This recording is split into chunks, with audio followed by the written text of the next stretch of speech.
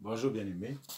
Voilà, nous nous retrouvons encore pour continuer les 4 premiers sauts que nous avons commencé la fois dernière. Alors, aujourd'hui, nous allons commencer à partir du 3e saut. Nous avons vu que le premier saut, lorsqu'il était révélé, Jésus montrait à Jean l'arme que le diable va utiliser qui sera la séduction. Et c'était un cheval blanc. Le 2e saut, c'était un cheval roux.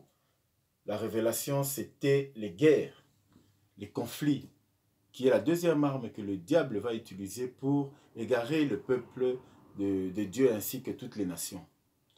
Alors aujourd'hui, nous allons parler du 3e saut et nous allons voir de quoi il s'agit. Alors, pour ça, nous prenons nos Bibles, Apocalypse chapitre 6, et nous commençons au verset 5. Je lis. Apocalypse chapitre 6, verset 5. Quand il ouvrit le 3e sceau, j'entendis le 3e être vivant qui disait « Viens ». Je regardai, et voici parut un cheval noir. Celui qui le montait tenait une balance dans sa main. Et j'entendis au milieu des 4 êtres vivants une voix qui disait « Une mesure de blé pour 1 denier et une mesure d'orge pour 1 denier. Mais ne fais point de mal à l'huile et au vin. » Voilà le 3e sceau. Alors, comme nous pouvons constater, il y a une grande quantité de données dans ce 3e sceau. Et le Seigneur qui révèle à Jean dit que lorsqu'il ouvre, il y a un 3e cheval qui est de couleur noire. Et celui qui le montait avait une balance à la main.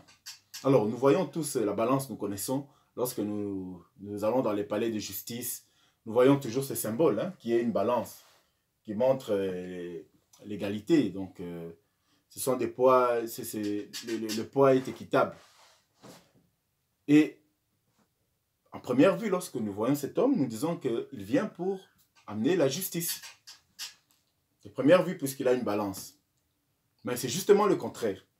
Et nous allons lire pour comprendre maintenant. Alors, quand il ouvrit le 3e sceau, j'entendis le 3e être vivant qui disait « Viens ». Je regardai et voici parut un cheval noir. Celui qui montait avait une balance à la main. Et j'entendis au milieu des 4 êtres vivants une voix qui disait « Une mesure de blé pour 1 denier ». Alors, les deniers, c'était les monnaies de l'époque. Alors, je vais essayer de comparer avec la monnaie d'aujourd'hui pour qu'on comprenne. Alors, c'est comme s'il disait une mesure de blé pour 1 euro et 3 mesures d'orge pour 1 euro. Ce qui est bizarre. Pourquoi? Parce que, bon, nous savons que le blé et l'orge, ce sont tous des céréales. Au temps de Jésus, c'était des céréales qu'on utilisait beaucoup. On se servait beaucoup de ces 2 céréales. D'ailleurs, dans la Bible, on parle souvent de l'orge, on parle souvent du blé. C'était vraiment les céréales qu'on utilisait très, très régulièrement. Mais ici, on nous dit, voilà une mesure de blé qu'on achète à 1 euro et l'autre mesure de blé qu'on va acheter aussi, mais au lieu d'une seule mesure à 1 euro, là, il y a 3 mesures de blé pour le même prix. Et le monsieur, celui qui tient, pardon, l'esprit là qui tient la balance, celui qui monte sur le cheval noir et qui a cette balance, qu'est-ce que nous constatons? Que cette balance, au lieu d'être équilibrée, elle est complètement en déséquilibre. Donc voilà le 3e cheval. Et le 3e signe, qu'est-ce que l'Éternel veut nous dire par là? Que la 3e arme que le diable va utiliser, c'est ce qu'on appelle l'injustice. Vous voyez comment la Bible, lorsqu'on la lit, on doit savoir la lire en entier. Lorsqu'on lit un passage, on doit lire le passage jusqu'à la fin. Parce que si on s'arrête en disant que non, celui qui le montait avait une balance à la main, la première chose, on va se dire que voilà, la justice. Et pourtant, c'est bien le contraire. On nous montre que c'est une balance, oui, mais c'est une balance qui est totalement en déséquilibre. Le poids n'est pas équitable, le prix n'est pas équitable. Voilà la 3e arme que l'ennemi va utiliser, qui est cette injustice. Cette injustice qui viendra, qui s'installe sur le plan du commerce. Vous sur le plan de la répartition des aliments, sur tous les autres plans.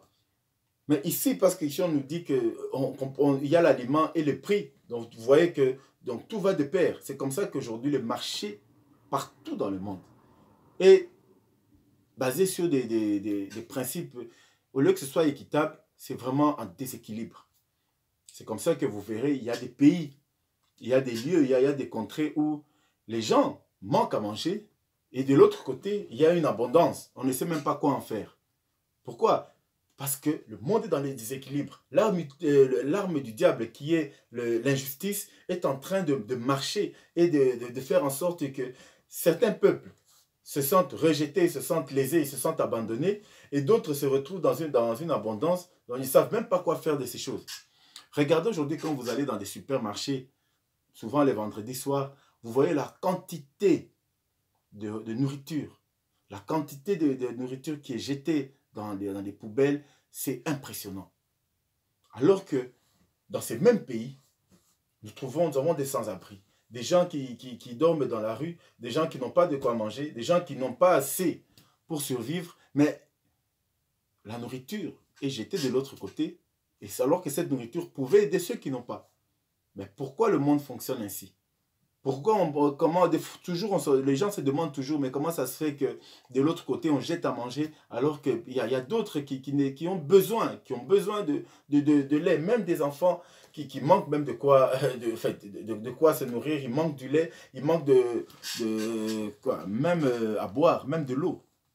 Alors que de l'autre côté, on jette, on en fait ce qu'on veut. Ben, c'est un principe diabolique, satanique, qui est l'arme de destruction que le diable utilise. Et Jésus révèle cette arme dans le 3e sceau. Le cheval noir sur lequel monte celui qui a la balance. Cet esprit, au fait, vient justement pour mettre le monde dans un déséquilibre, afin que dans le monde, il se développe ce qu'on appelle la haine. Il se développe la haine. Comment voulez-vous que celui qui se sent rejeté puisse avoir de l'estime pour celui qui le dénigre? C'est pas possible. C'est pas possible. Humainement, c'est pas possible. Mais c'est justement ce que le diable veut.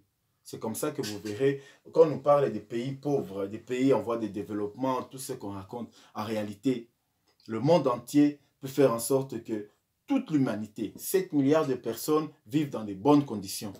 Que 7 milliards de personnes mangent à leur faim. C'est possible. Mais pourquoi on n'arrive pas à ce niveau-là? Pourquoi on n'arrive pas à faire en sorte que l'humanité soit dans l'équilibre?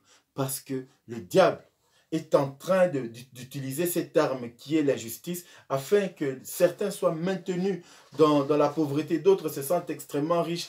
Et de deux côtés, il se fait qu'il y ait de l'égarement. Parce que celui qui se croit tellement riche, qui se croit tellement dans de bonnes conditions, s'égare de la parole de Dieu, s'égare de Dieu parce qu'il se dit que je n'ai besoin de rien, je n'ai pas besoin de Dieu, je n'ai pas besoin d'assistance parce que mon argent me suffit. Avec ce que j'ai, ouais, je peux tout m'offrir.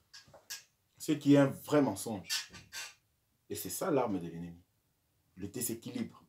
Celui qui se sent lésé se dit que non, il porte envie sur les autres. Pourquoi je me sens abandonné alors qu'il y a des gens qui en ont plus et qui ne veulent pas donner, qui ne veulent pas partager, qui ne veulent pas faire en sorte que tout le monde vive bien sur la terre. Et là, les conflits commencent, les tiraillements commencent. Vous voyez, des fois, les causes des guerres sont dues juste par l'injustice. Et nous voyons ça même dans des familles, même dans des couples, dans notre vie de tous les jours. Nous voyons ce genre de choses. L'injustice fait que les gens sont conduits directement vers des guerres, vers des conflits. Et le diable utilise cette arme puissamment pour égarer le peuple de Dieu. C'est pourquoi, quand nous allons revenir, nous pouvons relire dans Matthieu 24, Jésus dit qu'il y a des nations qui vont s'élever contre d'autres. Pourquoi? Parce que ces nations, tellement on est dans l'injustice, ces nations se disent que nous sommes au-dessus des autres nations. Nous avons tout, nous pouvons dominer sur eux. Nous venons, nous imposons les prix, nous imposons la façon de vivre, nous imposons la façon de parler, nous imposons la façon de marcher. Pourquoi? Parce que nous sommes dominants, nous avons les moyens, nous avons la richesse, le monde est dans l'injustice. On maintient d'autres dans la pauvreté de manière à ce qu'on puisse continuer à les mater. Et c'est pourquoi Jésus dit Nous allons lire Matthieu 24, parce que je vous ai dit que Jésus avait répété, je répète encore, Jésus avait dit aux apôtres, il avait expliqué ce qui allait arriver, mais en expliquant selon les schémas, dans l'ordre tel que c'est décrit dans l'Apocalypse. Il répète chaque événement en disant exactement ce qui va arriver. Mais dans l'Apocalypse, cela se révèle sous forme de 4 chevaux, des 4 sceaux. Nous allons lire Matthieu 24. Matthieu 24. Alors, que dit Jésus? Matthieu 24. Je commence au verset 4. Jésus leur répondit, prenez garde que personne ne vous séduise, car plusieurs viendront sous mon nom, disant, c'est moi qui suis le Christ, et ils séduiront beaucoup de gens. Nous avons dit que ça, c'était le premier cheval, la séduction. Jésus a répondu en disant, voilà la première arme qui viendra contre vous, la séduction. Alors la deuxième arme, vous entendrez parler de guerre et de bruit de guerre. Gardez-vous d'être troublés, car il faut que ces choses arrivent. Mais ce ne sera pas encore la fin. Voilà, Jésus révèle encore la deuxième arme, qui était le deuxième cheval que nous avons vu tout à l'heure. La fois passée, c'était le cheval roux. Et maintenant, Jésus parle de ce que nous venons de dire. Cette injustice, voilà ce que ça va créer. Au verset 7, il dit, une nation s'élèvera contre une autre, et un royaume contre un autre. Ah, c'est surprenant. Pourquoi? Parce que Jésus, quand on lui pose la question de savoir, voilà, qu'est-ce qui va donner les signes de la fin, mais Jésus commence à relater exactement ce qu'il va révéler à Jean plus tard. Il commence par relater d'abord les armes de l'ennemi. Il commence pas d'abord par dire ce que lui va faire, mais il montre, voilà les signes, les premiers signes, c'est les armes que l'ennemi va utiliser contre vous. C'est à ça que nous devons nous attendre. Quand nous voulons nous attacher à la parole de Dieu, quand nous voulons nous attacher dans un ministère, la première chose, c'est de savoir quelles sont les armes que l'ennemi utilise contre nous, afin de pouvoir nous défendre. Jésus a tiré la sonnette d'alarme en disant que voilà les armes que le diable va utiliser. Et maintenant, il est en train de révéler qu'une nation s'élèvera contre une autre. Pourquoi? Parce que l'injustice sera tellement accrue. L'injustice va atteindre un niveau où le monde ne saura plus faire marche arrière. Ceux qui sont riches prétendront toujours être riches et dominer toujours sur les pauvres. Et ils ne voudront pas que les pauvres émergent. Or, en finalité, pourquoi pensez-vous qu'on n'arrive pas à créer des sociétés équitables, même ici en Europe, en Amérique, partout? Parce que souvent quand on parle de ça, on croit qu'il s'agit seulement des pays pauvres. Mais ce n'est pas vrai, parce que même dans les pays riches, il y a la même situation qui domine en interne. Et pourquoi on n'arrive pas à trouver des moyens afin que tout le monde vive de manière équitable? Mais justement, parce qu'il faut que cette injustice règne, pour que les riches sentent qu'ils sont toujours dominants. Il faut toujours que ceux-là se sentent dominants afin d'écraser, afin de dominer, afin d'imposer des lois, afin d'imposer des principes, imposer des modes de vie. Et c'est ça l'homme. L'homme qui est sous la domination du diable, c'est ça. Et le diable ne peut pas permettre à ce que tout le monde vive de manière équilibrée. Ce n'est pas possible. Parce que pour lui, c'est une arme qui fait en sorte que le monde s'égare complètement de la parole de Dieu. Regardez aujourd'hui combien de personnes, à cause des déséquilibres, à cause de l'injustice, beaucoup ont été conduits au suicide, beaucoup ont été conduits dans des querelles interminables, beaucoup de pays se sont lancés dans des conflits qui ne finissent jamais. Beaucoup, surtout ceux qui se sentent opprimés, se lancent dans des guerres, des vengeances. Mais tout ça, c'est voulu par le diable. De manière à ce que l'homme continue à s'égarer. L'homme continue à s'éloigner de la parole de Dieu. Frères et sœurs, ce sont des choses, des révélations terribles que l'Éternel a montrées à Jean. De manière à ce que l'homme sache que l'Église sache ce qu'il attend, ce que le diable est en train de préparer, ce qu'il est en train de comploter, et que l'Église ne soit pas surprise. Aujourd'hui, vous voyez des chrétiens qui vont se lancer dans des guerres, dans des soulèvements, en train de suivre des politiques. Pourquoi? Parce qu'ils oublient que l'Éternel avait déjà révélé. Jésus avait déjà annoncé que ces choses arriveraient. Et le diable va utiliser ça comme arme.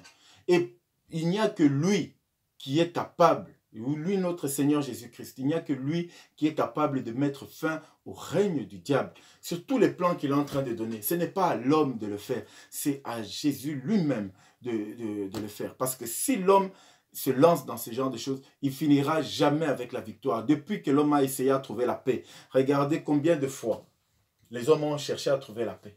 Combien de fois les hommes ont cherché à trouver des solutions pour que tout le monde vive de manière équitable. Mais jusqu'aujourd'hui, c'est sans solution. Pourquoi? Parce que ce n'est pas à l'homme de donner la paix au monde, c'est à notre Seigneur lui-même. C'est Jésus lui-même qui mettra fin au temps prévu. C'est lui qui va mettre fin au règne du diable, à cette injustice qui règne dans le monde. L'injustice est l'arme par excellence que le diable est en train d'user pour maintenir les gens loin de la volonté de Dieu, loin de la présence de Dieu. Nous allons lire un passage et je vais vous dire de quoi il s'agit. Lisons un passage, c'est dans le livre de... toujours dans l'Apocalypse. Toujours dans l'Apocalypse. Je vais d'abord lire au verset 6. Hein. Écoutez ce qu'il dit. Et j'entendis au milieu des 4 êtres vivants une voix qui disait: une mesure de blé pour un denier et une mesure d'orge pour... Pardon, 3 mesures d'orge pour un denier. Mais ne faites point de mal à l'huile et au vin. Je voudrais parler par rapport à l'huile.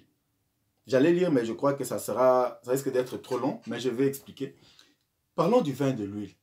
Parce que, voilà, nous remarquons qu'il y a injustice, qu'il y a cette balance qui est déséquilibrée. Mais la prophétie dit: ne faites point de mal à l'huile et au vin.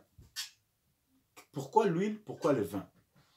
Pour ça, on doit commencer par comprendre que représente l'huile et que représente le vin. Commençons par l'huile. Jésus, ce que nous devons savoir de notre Seigneur, il n'allait jamais quelque part par hasard. Il ne disait rien par hasard. Il ne faisait rien par hasard. Tout ce qu'il faisait était calculé et sous l'impulsion du Saint-Esprit. D'ailleurs, lui-même le dira, que je ne fais que ce que je vois faire au ciel, je ne dis que ce que j'entends dire. Jésus n'improvisait rien. Il ne se retrouvait pas dans un lieu, voilà, par hasard, il vient comme ça, ce n'était pas prévu. Non, tout était prévu. Donc, durant toute sa vie sur la terre, il a marché selon la volonté du Saint-Esprit. Il a fait tout ce que le Saint-Esprit lui demandait de faire.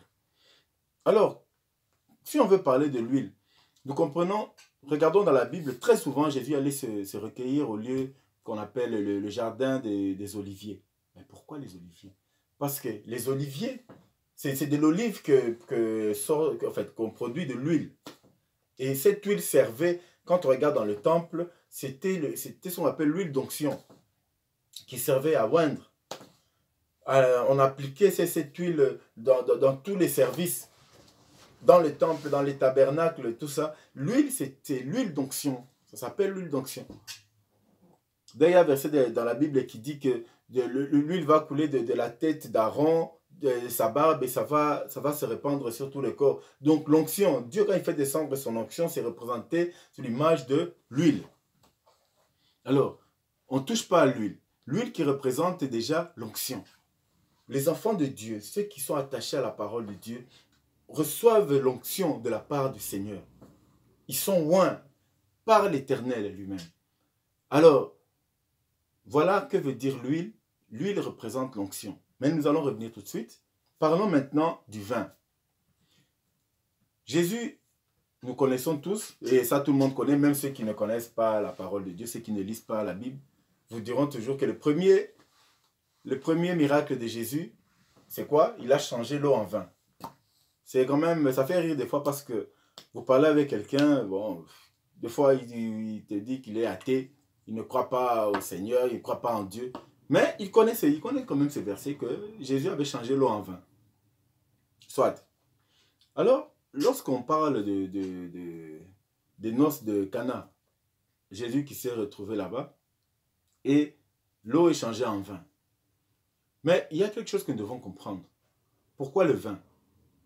Et qu'est-ce qu'il y avait dans les noces de Cana? Essayez de relire les noces de Cana, vous allez voir quelque chose de surprenant. Parce que dans les noces de Cana, on parle des ouvriers, on parle de l'époux, on parle des invités, mais nulle part on parle de la mariée, de l'épouse. Où est l'épouse? Parce que lorsqu'on vient dans un mariage, et aujourd'hui lorsqu'on va dans les mariages, tout le monde est là content, surtout les filles, elles veulent voir la robe de la mariée, l'épouse, où est-elle? Où est l'épouse? Donc tout tourne autour de l'épouse. Mais là, dans les noces de Cana, curieusement, on ne parle pas de l'épouse. Tout le monde est là et l'épouse n'est pas là. Ça, c'est dans le texte. Il faut comprendre quelque chose, que dans la Bible, il y a des prophéties qui sont dites, mais il y a des prophéties qui s'accomplissent par des gestes. Il y a la vie de certaines personnes sont en elles-mêmes des prophéties. Et ce que Jésus vient faire dans les noces de Cana, c'est à ça une portée extrêmement prophétique. Ce n'est pas de manière physique, c'est tout ce qui se passe là-bas, c'est totalement prophétique. Jésus vient dans les noces de Cana pour une mission. Et c'est quoi la mission?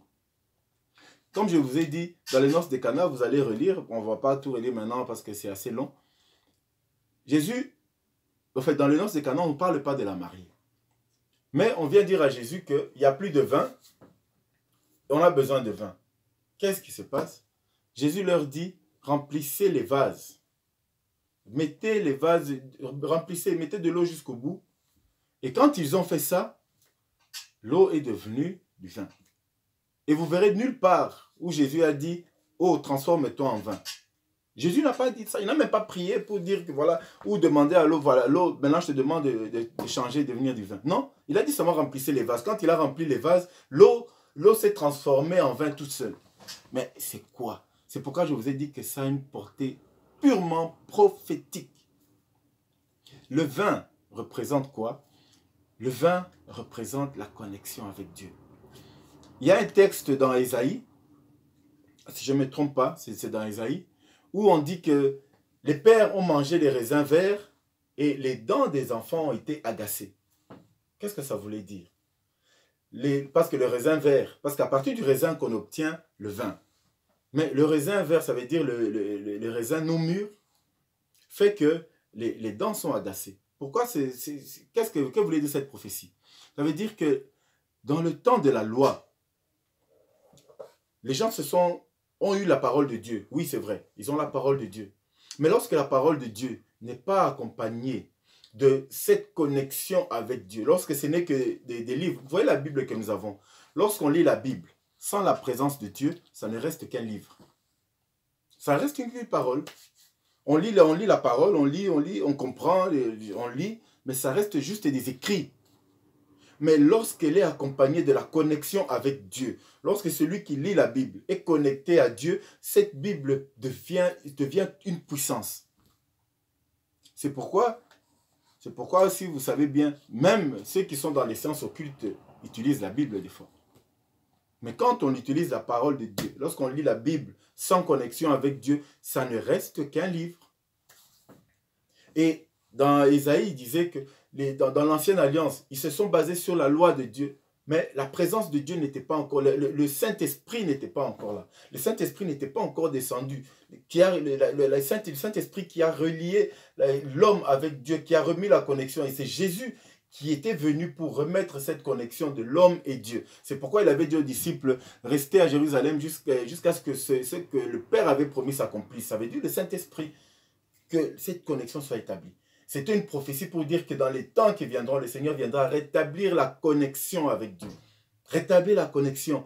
Et c'est pourquoi, quand Jésus a dit remplissez l'eau dans les vases, l'eau s'est transformée directement en vin. Et le Seigneur, lorsque vous vous rappelez de son dernier repas, il a parlé du vin aussi.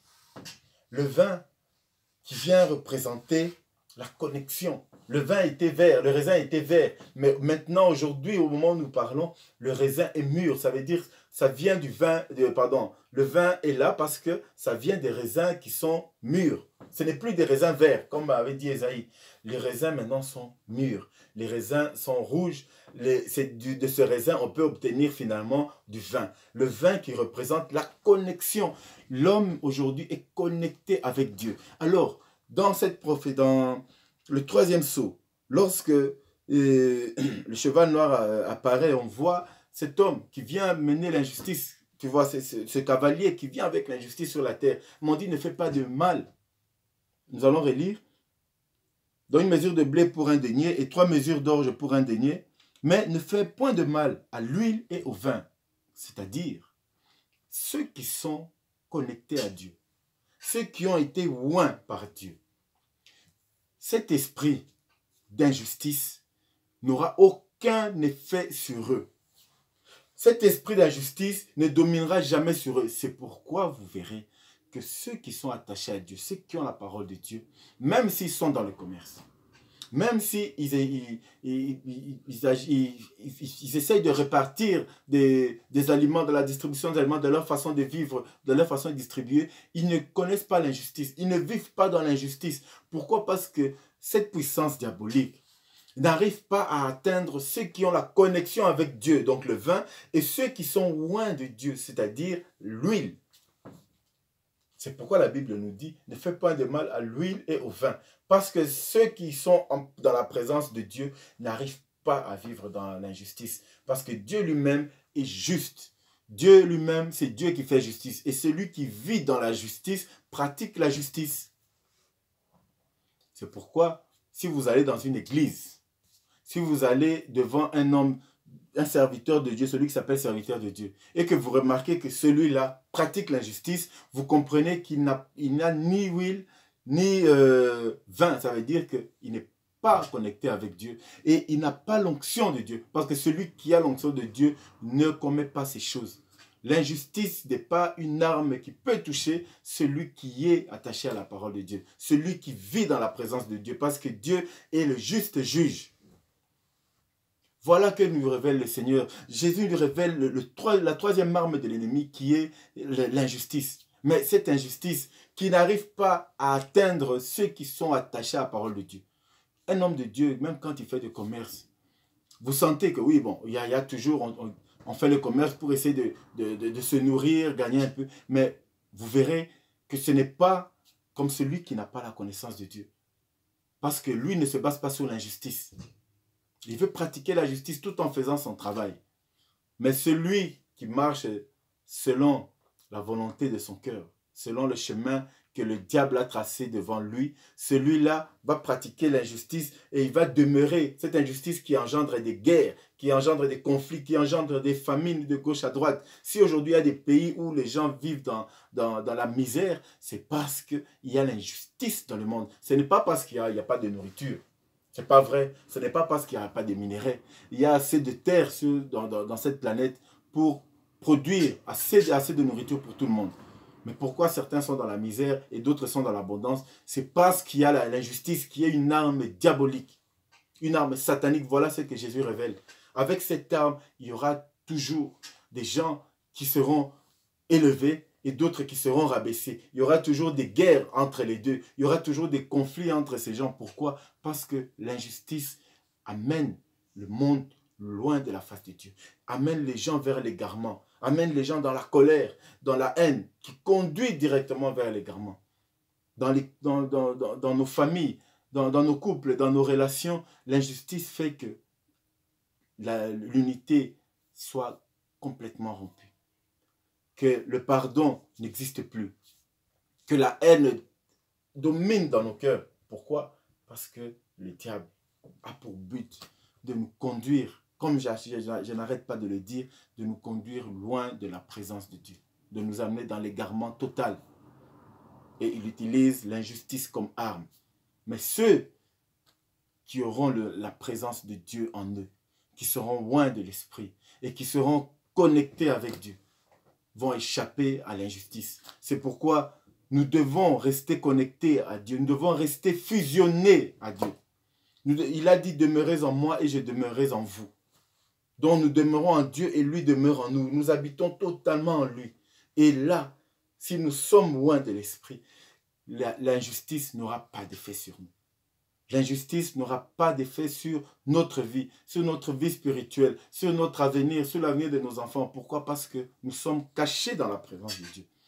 C'est pourquoi Jésus révèle que cet esprit ne touchera pas l'huile Il ne touchera pas au vin, puisque nous sommes gardés dans sa présence.